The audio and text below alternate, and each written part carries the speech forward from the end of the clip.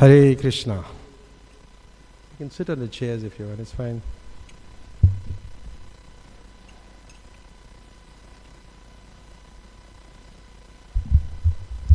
Namam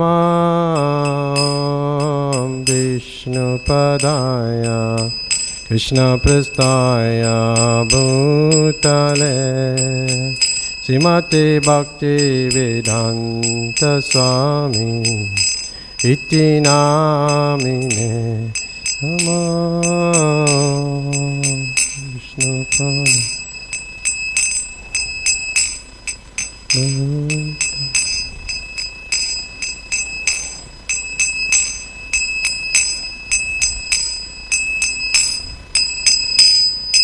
Namaste Saraswati Devi Gauravani Pracharine Nirvishesha Sunnavadi Paschatya Desatarine Namaste Saraswati Devi.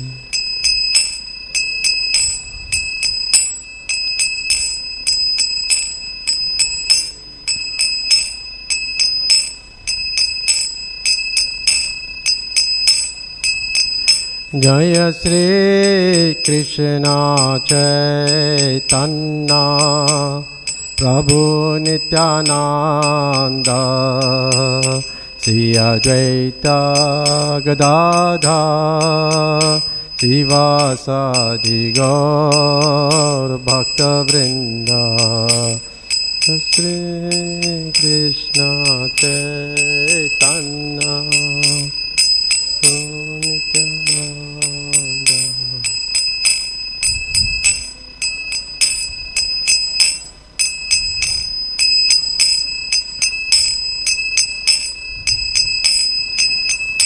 Hare Krishna, Krishna Krishna, Hare Hare, Hare Rama, Rama Rama, Hare Hare, Krishna, Hare Krishna.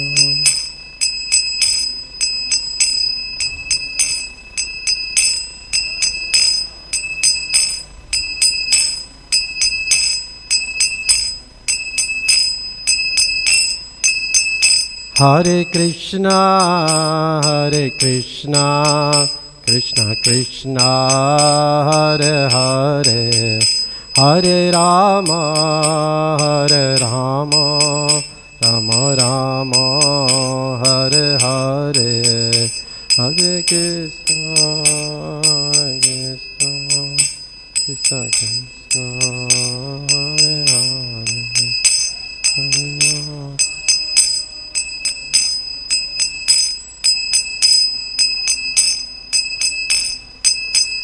Hare Krishna,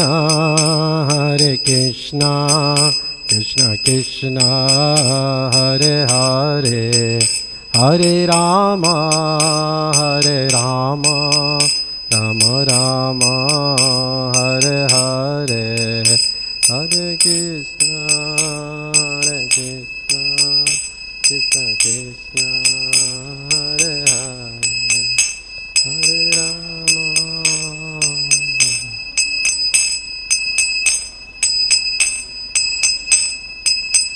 Hare Krishna, Krishna Krishna, Hare Hare, Hare Rama, Rama Rama, Hare Hare, Hare Krishna, Krishna Krishna, Hare Hare, Hare Rama.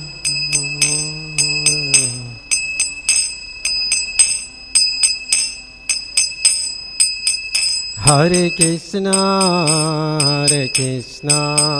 Krishna Krishna, Hare Hare, Hare Rama,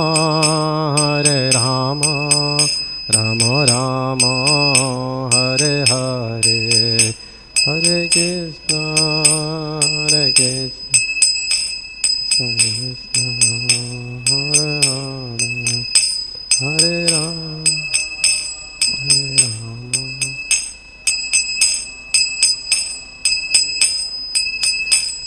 Krishna, Hare Krishna, Krishna Krishna, Hare Hare, Hare Rama, Hare Rama, Rama Rama, Hare Hare, Hare Krishna, Krishna.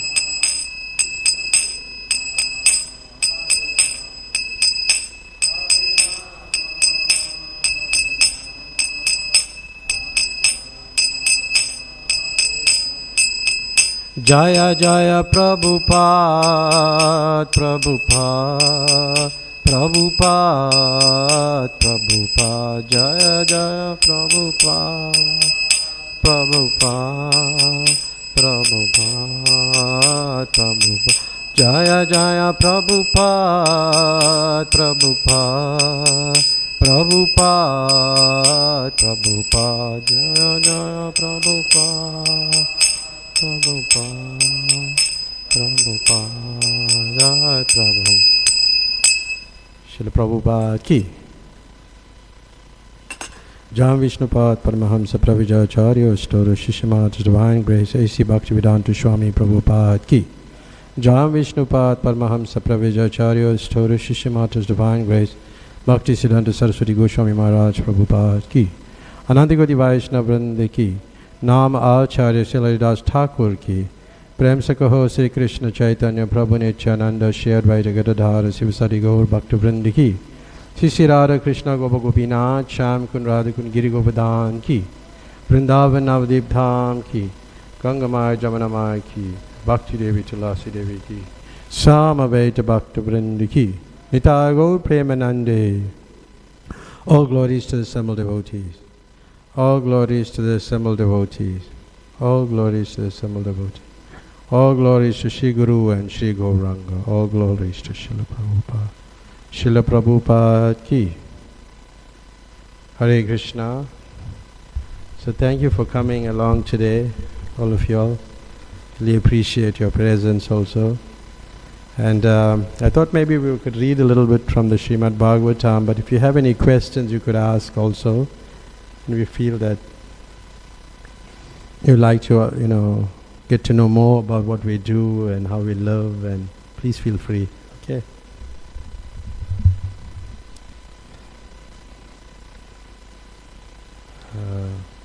Om Namo Bhagavate Vasudevaya.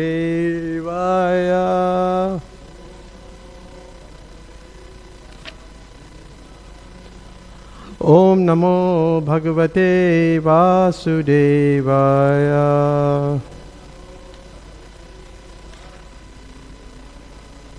Om Namo Bhagavate Vasudevaya.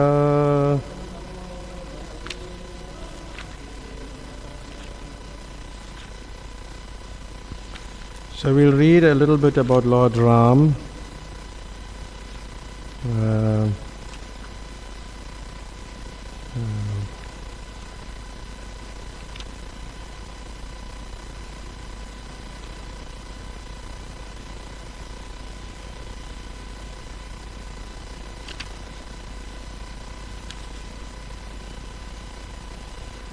Okay, we'll just read anyway from. You all have read Bhagavad Gita? What you like best in Bhagavad Gita?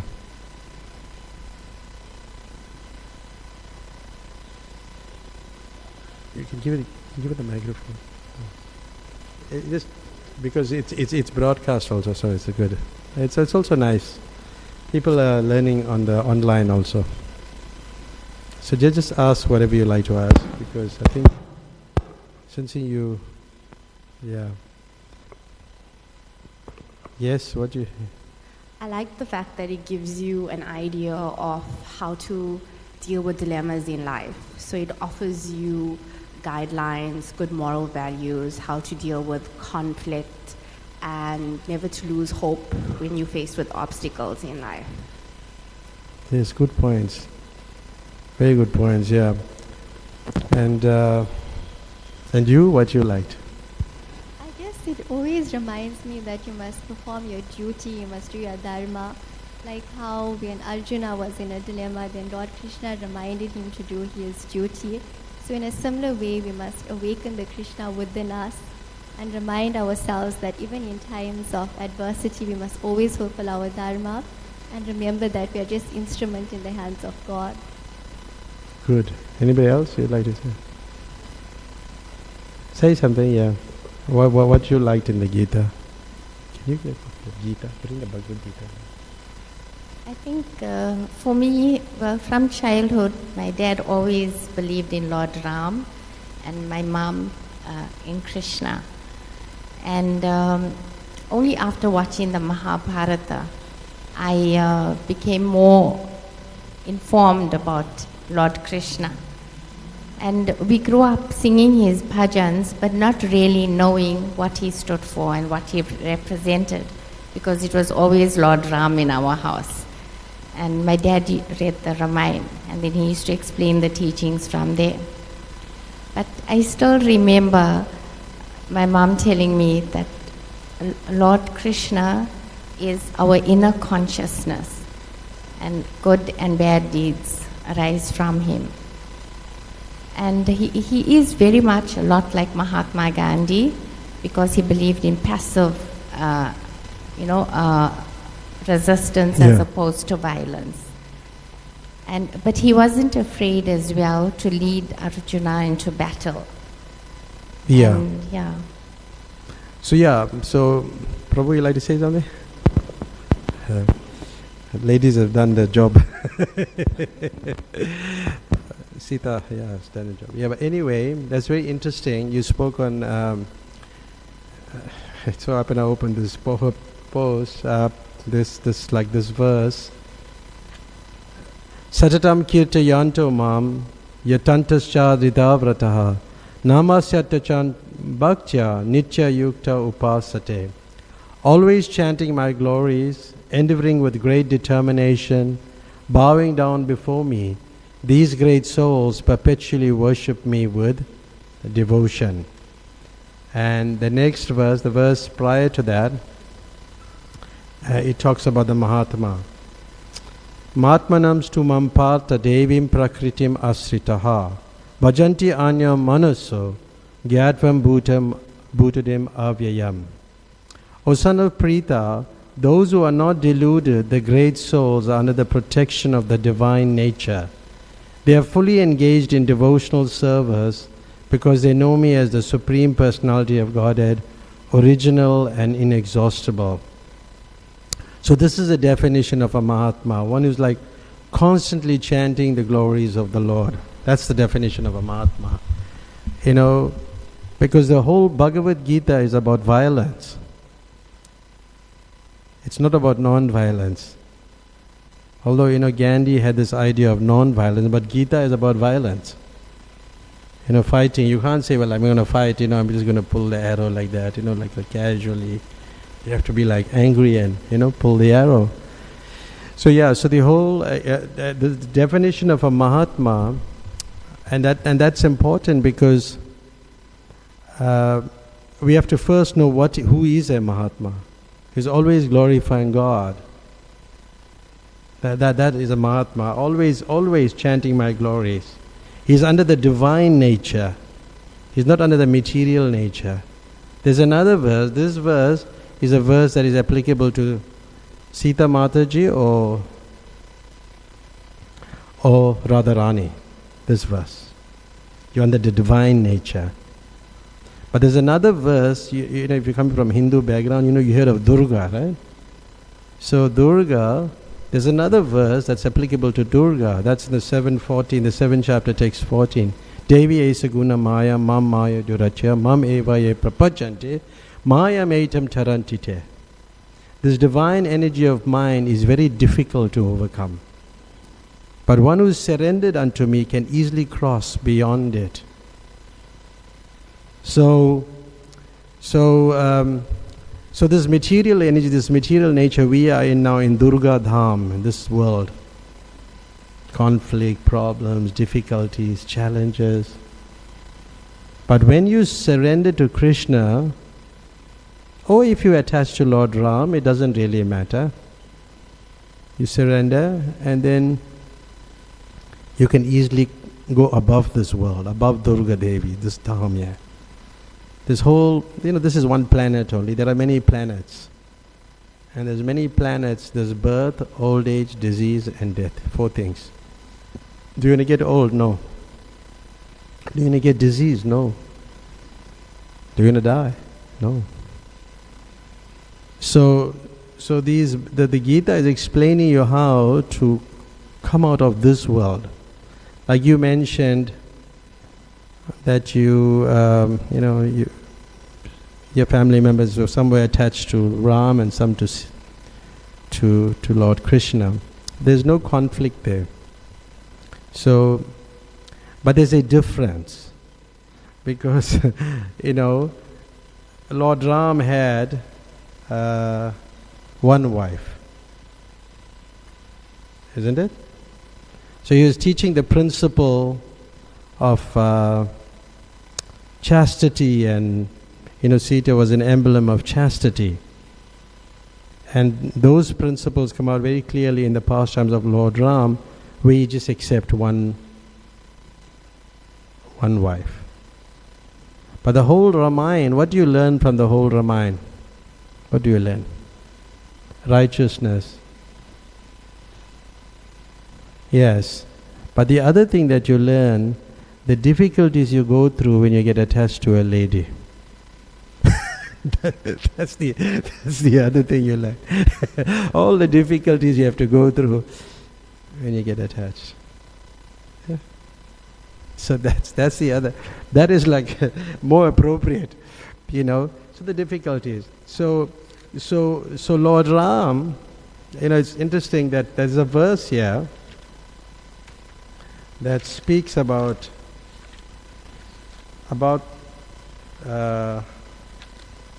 what you are just mentioning. I'll read this verse.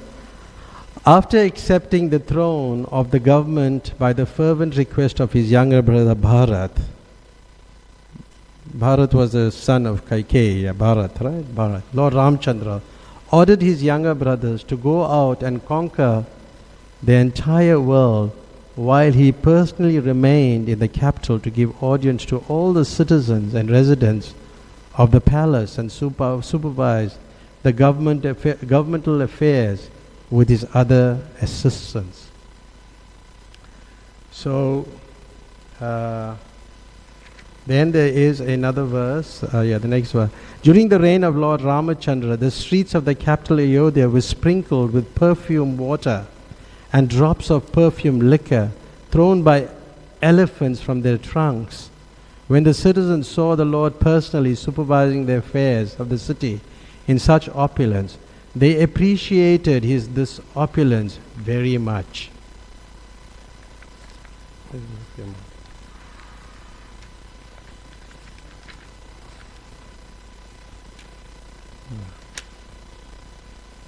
Yeah.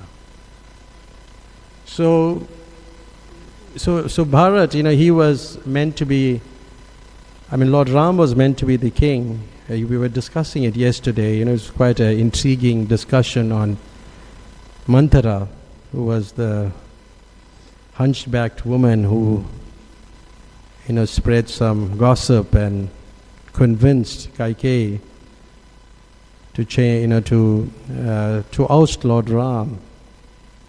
Send him to exile for 14 years, and his son be coronated as the king. But Bharat was a very intelligent person, and I said yesterday that how, he put the shoes of Lord Ram on the throne, and the shoes rule the world. So it's a very interesting philosophy. And you'll wonder how, because, and I was thinking about it this morning more, that you see, wherever, Lord Ram uses, are all spiritual. Everything is spiritual.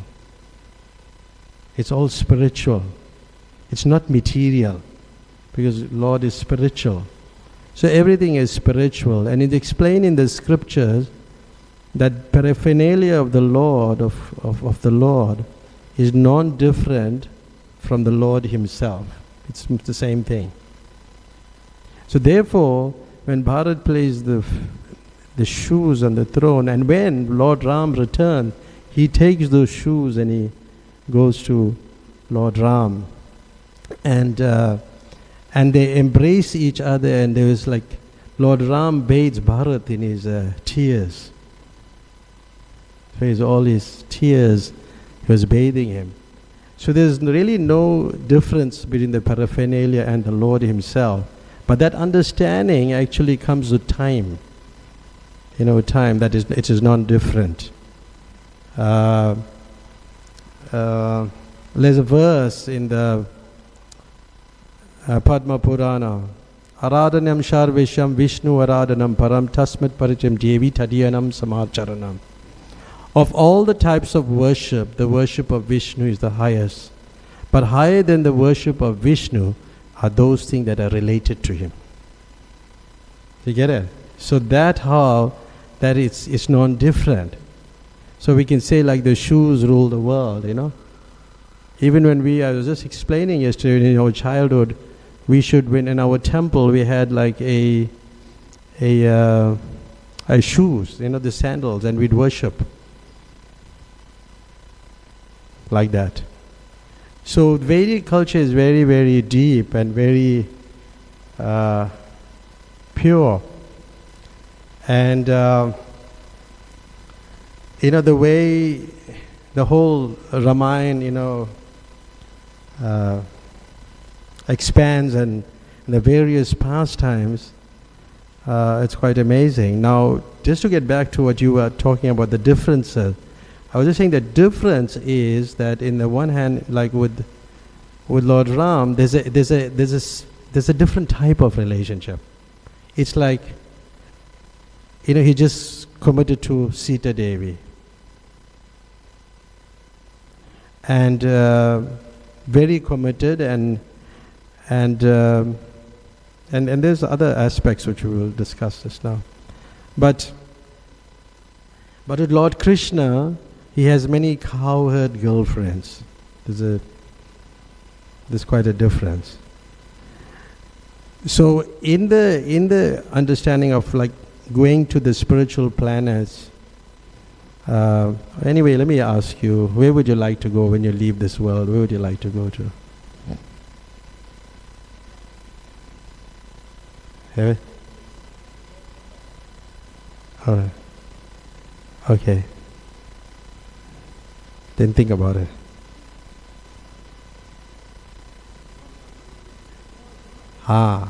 Good. That place is called Vaikuntha. So it's so you have different planets. You have these material planets and you have the spiritual planets. But when you enter the spiritual planets, then there is no birth, old age, disease or death.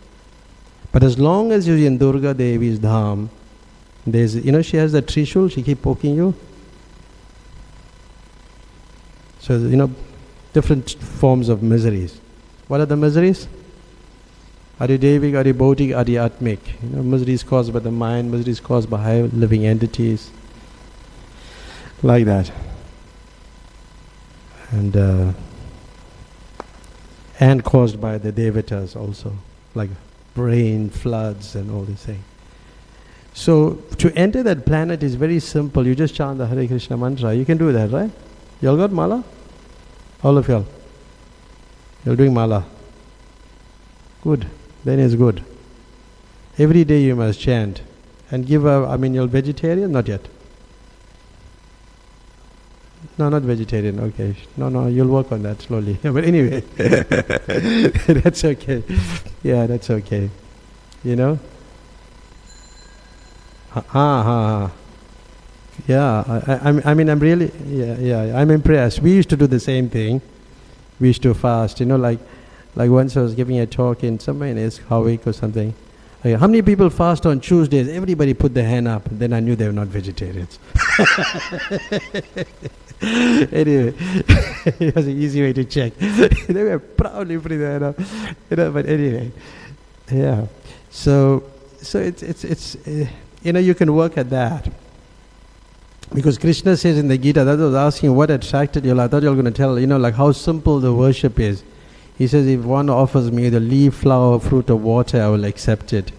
Very simple offering, Yeah, very simple. And so it's then Lord Ram, you have that relationship, but with Krishna, he has many coward girlfriends. So there are different relationships and people are attracted to different forms of the Lord, and there's nothing wrong with that. It's just that their eternal relationship with Krishna is like that. So some people are just attracted to Krishna. Some people are just attracted to Lord Ram. But the beauty is, if you're attracted to Lord Krishna, you can change your relationship from that to the other one, to the higher one. That's the beauty, because Krishna is the original person. And from him all these Vishnu expansions and all come. Get it? It's very beautiful, this whole. What do you think of the philosophy? It's good. You can understand it very simply, right? So like that, we have our relationships with Krishna. You may be a coward girl, a coward boy, or whatever. But now you're covered with this body, the material body. The soul is covered with the material body. So as you spiritualize yourself and you reach perfection, when you leave this world, on your final exam, when you leave this world, you can enter that planet with Krishna. But you have to prepare yourself. See? So then, with Prabhupada, the founder of the Hare Krishna movement, he came. And he was also a pharmacist. So it's interesting that he, sometimes, there were devotees who joined in the West, they were like drug dealers and,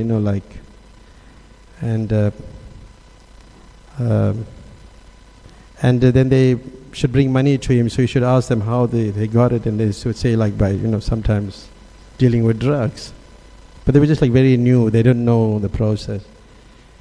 And he said he was also a drug dealer. But he was he was also a drug dealer. So yeah.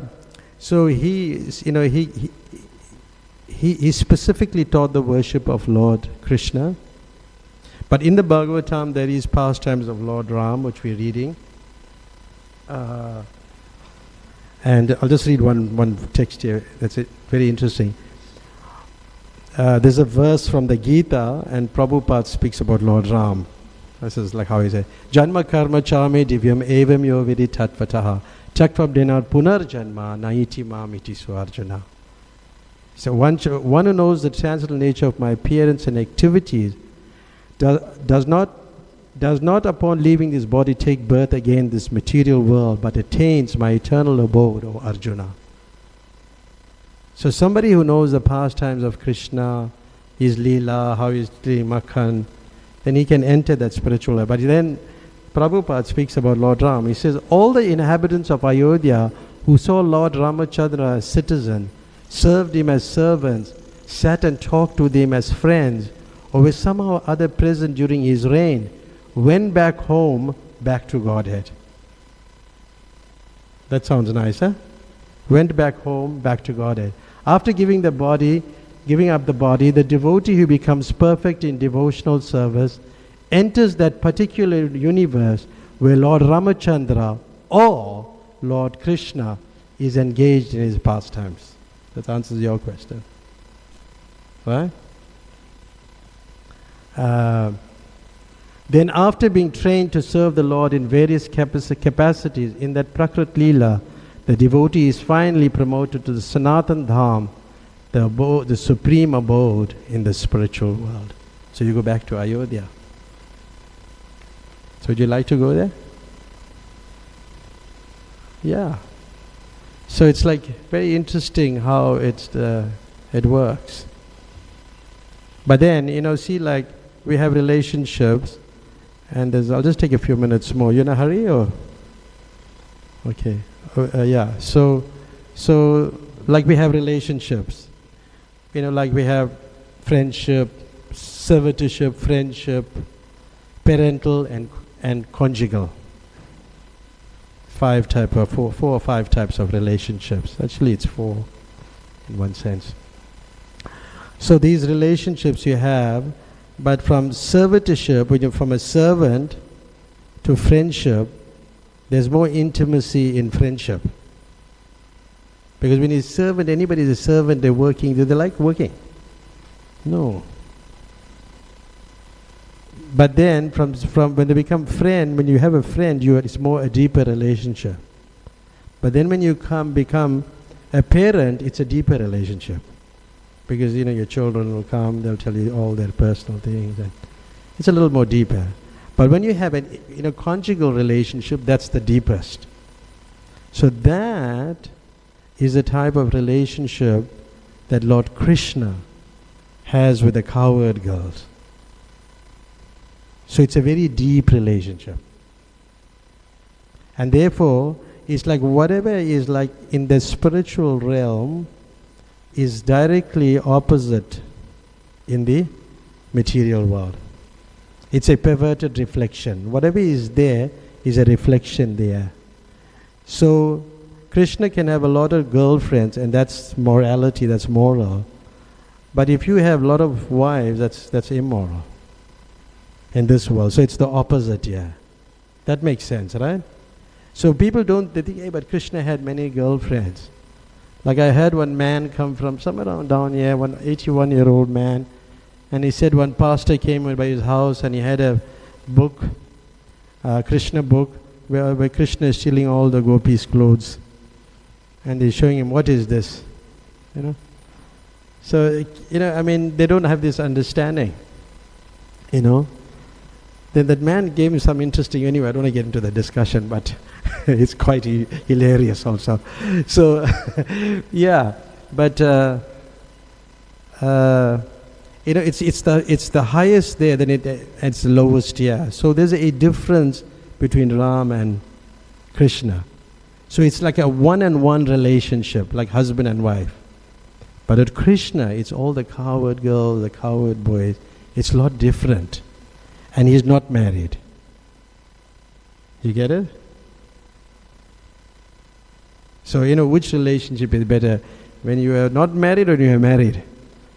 You know. So you know better. Before marriage was different, after marriage like earthquake, or something like that. Yeah, it's different. Yeah? It's quite different. So yeah, it's quite different. But that's how that's Krishna's pastimes and Lord Ram. Yeah, so when you're reading Ram Leela, it is very straightforward.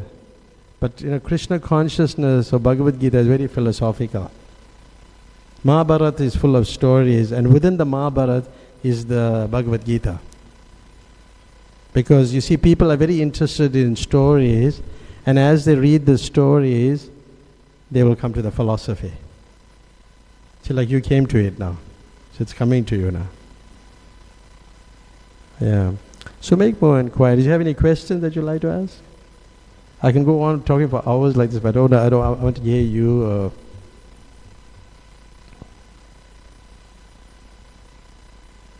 So even there's an interesting, maybe one more thing we could speak on.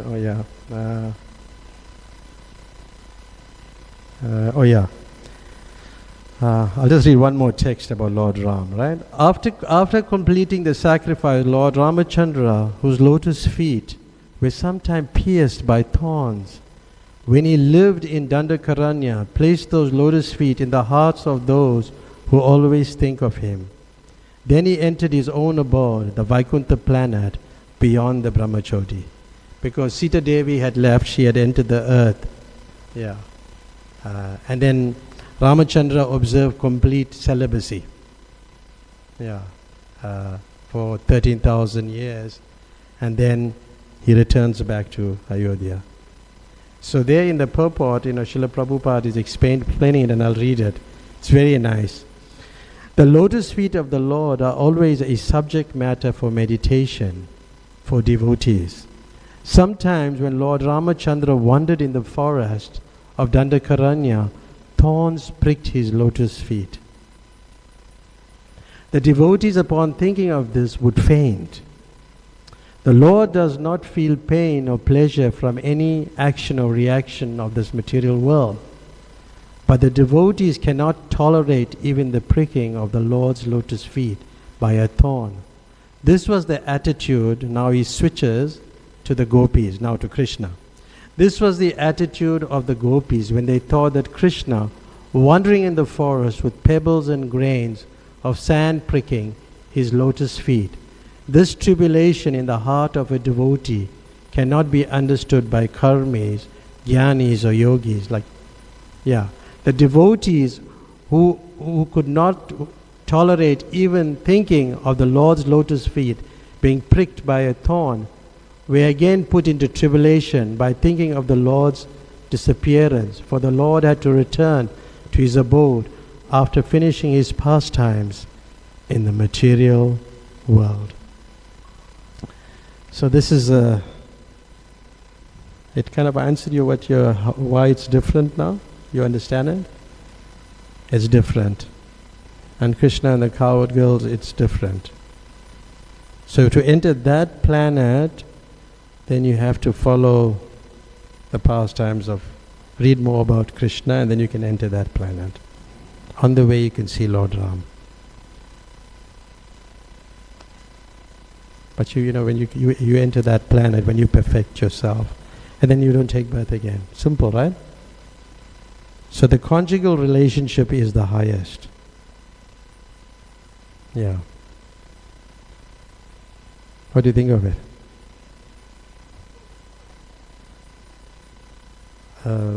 Rajkishore Prabhu, can you take that lamp to Prabhupada and just offer them the arti? That lamp, just take it to Prabhupada, offer it to Prabhupada and bring it to them. Yes? Perfection. What is defined as perfection? There's many different, you can give you a different answer. Perfection could be, there's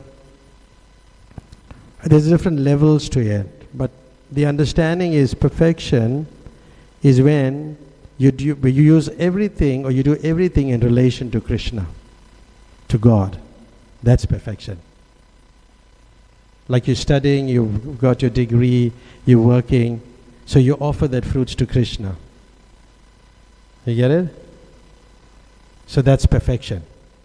But that's one level of perfection, because you are doing what you want to do, and then you're offering the fruits to Krishna. But you don't want to do what Krishna is telling you to do, to surrender to the fullest. So that's another level of perfection. So initially you're doing that's perfection at a certain level, because you're working, you're offering your fruits to Krishna. See, so it's a level of. But when you surrender to Krishna, Krishna says in the Gita, Sarva dharman parityaja mam ekam sharanam vraja ham tvam sarve papebhyo mokshisyami masuchaha. Abandon all varieties of religion and just surrender unto me. I'll deliver you from all sinful reaction. Do not fear, do not worry, do not hesitate. I'll free you from all those sinful reactions. So all those things that you have done, all wrong things that you have done, you'll be freed from it. And that's perfection. Yeah, to this fullest, where you surrender to Krishna and you follow his instructions strictly. Is that okay? But now you're at a certain level, you're working and you can offer to Krishna. That's okay. Does it make sense? Anything else? But you'll do mala like this, you'll chant every day, right, on mala. Just do one round every day and connect with us. Come back here. I live here, so you can come here. We can talk a little bit more about it, Yeah. Any question from anybody else? Rajkishore? Yes. Can you give the microphone? They'll have to hear the question. Sorry, Panditji. So, just for my own knowledge, I believe that, and you can correct me if I'm wrong, that we all souls. So, a soul has no gender, technically. So, I don't know why our religious books do portray women in a bad light, especially being a woman myself. Well, our scriptures portray the woman in a nice way, because on the altar we have Radharani. See, we have Sita, Ram, Lakshmi, Narayan. We always have the female aspect.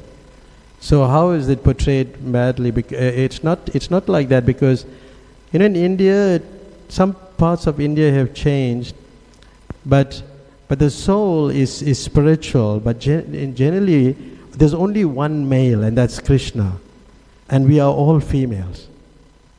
But we may have this male covering now, but we are, by nature, the soul is female. That makes sense?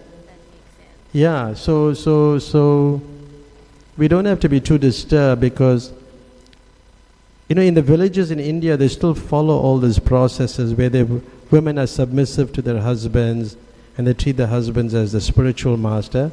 But then the husband must also be of a good caliber. He can't be like an abuser and then you treat him as Ram or something. No. Then he must go to the forest. It's like that. Okay, so it's not like... that's how it is. But in the villages, they still follow very strictly the principles. Just like, for marriage, a girl, before she reaches puberty, she's married. That's the Vedic system. So the reason being why they're married like that is, they're not mature yet. They choose the boy and girl, and the girl goes to the boy's house. Even when they're young, the girl is making roti and puri and everything, and for the boy, and then the boy gets attached to the girl, and the girl gets attached to the boy. So when they reach maturity, they're married.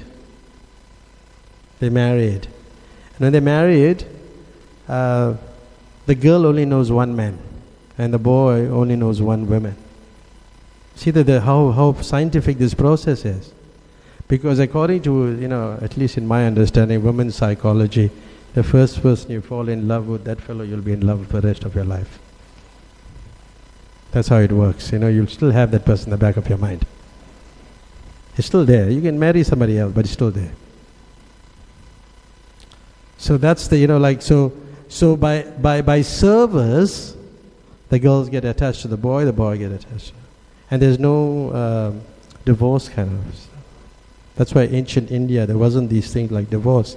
It was introduced by Pandit Jawaharlal Nehru.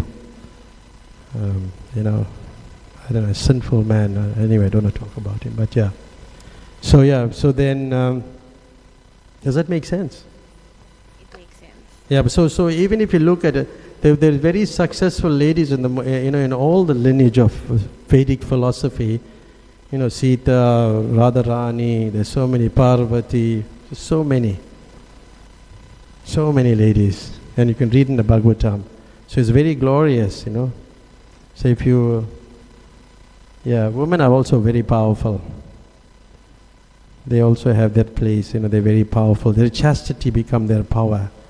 They can change things, like there was one pastime where the husband was cursed to die before the sunrise, and the lady cursed the sun not to rise, because she could do that because she had that. Although the husband was enjoying with a prostitute or something like that, but still she had the chastity and potency to do that. So it's not that ladies are very powerful in many areas. They're very powerful people also. So we don't look at them differently, and even within the movement, they also given fair opportunity. See, like who's doing the arti, and is a male or a female? See, but in India you won't see that, because on the altar they don't, because they used, the males do the arti. So we're very liberal. Is that okay? Yeah. It's interesting how everything is so scientifically presented in our scriptures. Yeah. But try this, you just chant every day, try to give up like that meat eating a little bit. You know, I'm good at telling you, I like telling people this is. But if you just stop it a little bit, and you'll know you're doing the wrong thing, you're fasting certain days, now you're fasting, you'll know it's wrong, so stop it, like that. Yeah, so it's okay, we also were doing it, we also eating meat. We gave it up. Okay, it's simple. You all are good girls also. You can, you can do it. Be very, very nice. Maybe it will be good, you'll become pure devotees, you'll sit here and talk about Krishna. Be so nice. Possible? I think it's possible, yeah. Yeah. Like once I went to Hawaii and there was a whole group of young girls. There was one young girl, she's 19 now. She was a small girl when I went there. Her name was Pooja, and there was quite a few girls and the mother. And they went like, just came like how you all came. And I just told them, all right, this girl, I could sense they were all like eating meat and all, because I could, we get that end of that feeling. Like, so I told this young girl, the mother, you're going to be the leader of our movement here. She's looking at me. She's not following any of these things, And then its daughter was, I said, no, you're going to be my cook. So she said, okay, I'll be your cook. And then I said, no, I eat only vegetarian meal. She said, no, I'll be vegetarian. Young girl. She became vegetarian on the spot, like that. We went down the room, almost all of them became like, took to it very seriously, that process of Krishna consciousness. And just a week after that, they came and stayed in our temple. And then they stayed, she stayed, and then she made some milk or something and brought for me, and I was having it. It was just so nice, And that's how they took to the process. So it's a very simple process. Very, very simple. Yeah. So try the chanting, and slowly you come here to the temple, you sit with us, we'll find out more.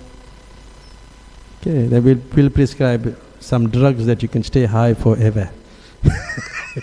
You'll stay high forever. Huh? Yeah. It's very wonderful. Like, it's very, very wonderful. You'll read any other books? Did you read the book called Science of Self-Realization? That book will answer all your questions. I'll give you one before you go. I'll get some books and we can give you, and then you can read that, and then it'll change your life. What do you think of that, Raj Kishore Prabhu? Just comment on the Science of Self-Realization. It's one of those early books that I read, and essentially all the questions that you are going through gets answered. Because most of us come from Hindu backgrounds, we're sort of confused about who God is and so on. And we go through a process where we ask these questions, and I tried to read Bhagavad Gita, but I couldn't understand it. But when I read Science of Self-Realization, then Bhagavad Gita made sense. It's a good starting point. Yeah, so what's your names? I didn't get your names. I'm Larisha. How you spell it? L-E-R-I-S-H-A. Larisha. I'm Kiara, K-I-A-R-A. Yeah, okay. Sharona. Sharona. Oh, it's an easy name to remember. Sharona, Kiara. Larisha. Surendra. Suren. Oh, what's your surname? Huh? Singh? Singh, yeah. Oh, me too. That's my surname. Kshatriya people like fighting a little bit, Yeah, me too. Yeah. They got a hot blood, so yeah, it's okay. But we've gone through all these things, I've gone through doing Durga Puja, all these things, cutting goat, all these things. So I understand this thing very well. But you can do it. We'll stop here. I'll get you some of those books, and you can go to the altar and pray to Krishna. But you're not going to eat meat anymore. Okay.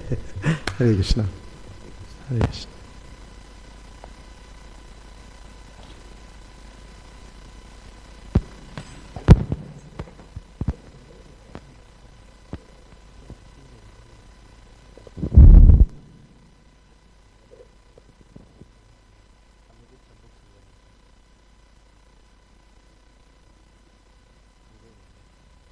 I'll go bring the books and come, right?